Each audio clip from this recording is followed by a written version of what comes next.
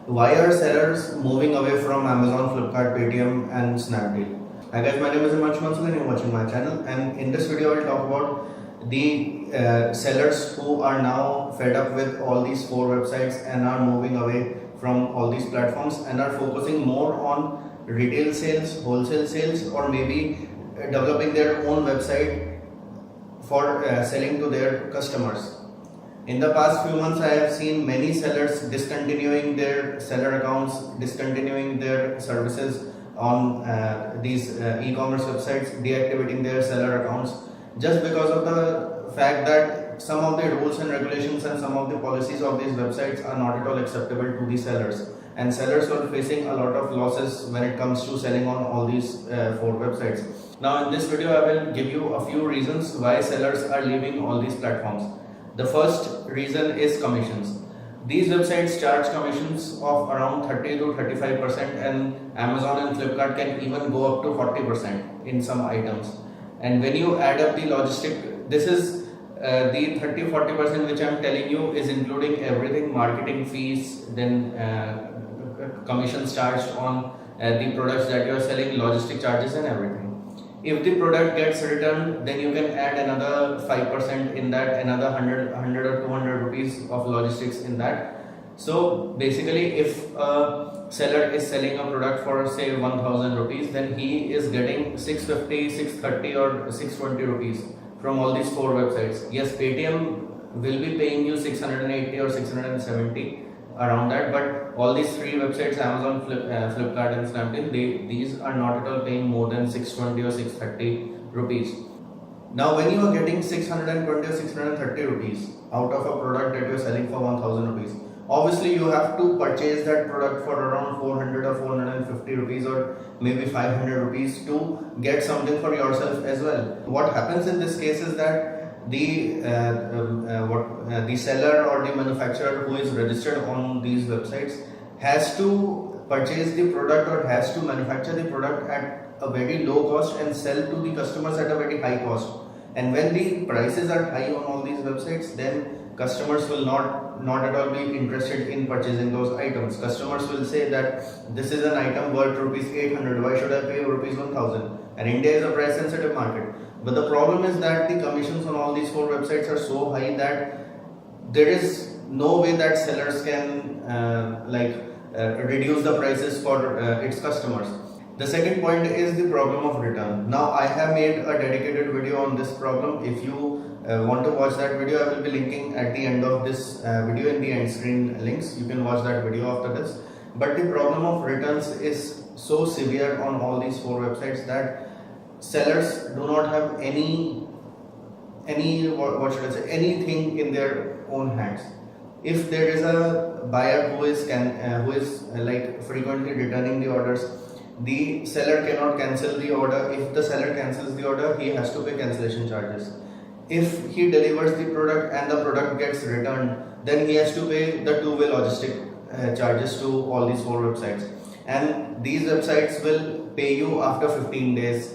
So what happens in those cases is that suppose a product has been delivered to a buyer. Now your payment will be given to you after 15 days, but within those 15 days, on the 14th day, the buyer returns the product.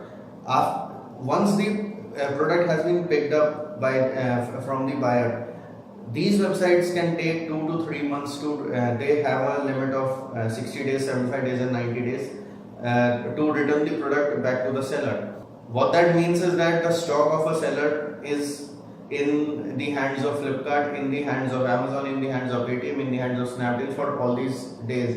And in those days, there is a high probability that the logistic people may do something mischief with those, or maybe tamper the product or do any mischief sort of a thing, because the logistic guys who are there, they are also very careless here in India, unfortunately. There should be a compulsory charge on buyers when it comes to returns. You can say that okay, if a buyer wants to return the product, he or she can return the product provided they pay 50 rupees, 100 rupees as return charges. That's it. If this is implemented, I can assure you the return problem will be solved on the next day itself. The third point is the payment cycle.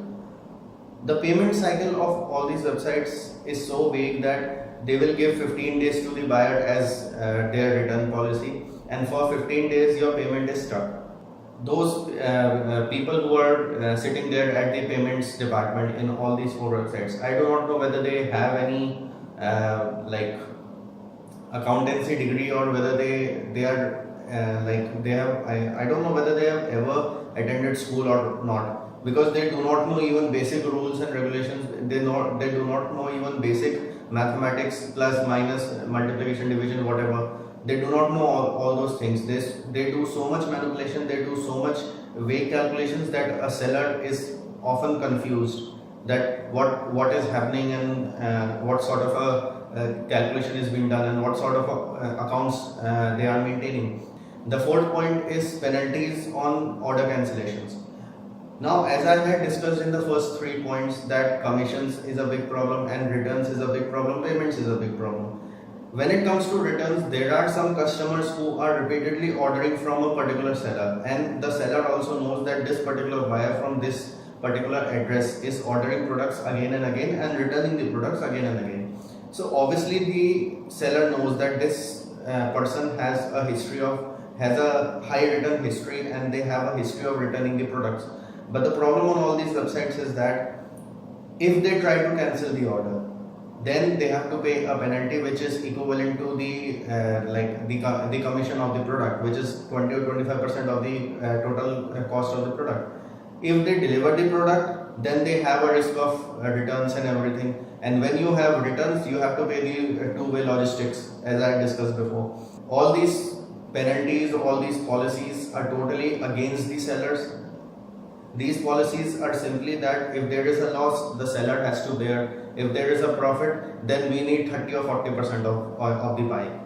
Penalties and all these policies which they have made related to order cancellations, and not at all giving the buyer, not at all giving the seller an opportunity to present his case or to present the reason why he or she wants to cancel the order. Like whenever a seller wants to cancel the order, these guys just say one thing, that if the seller cancels the order, that is a penalty on the seller's part. But if a buyer cancels the order, there will be no penalties on the buyer. If the buyer returns the order, there will be no penalty on the buyer. Buyer is the king. You cannot treat buyer as kings, and if you continue to treat buyers as kings, there will be a time when there will only be buyers on your website, and there will not be any seller who will be registered on your websites. But I do not know when these people will try to understand all these things. If someone from Amazon, Flipkart, Paytm or Snapdeal is watching this, I request you to please watch this video and also watch the 3 videos which I had made before on this channel, because I have discussed all the problems that sellers are facing on these 4 websites, and these websites are not at all doing any justice to cut the problems that sellers are facing. You cannot treat the buyers as kings every day.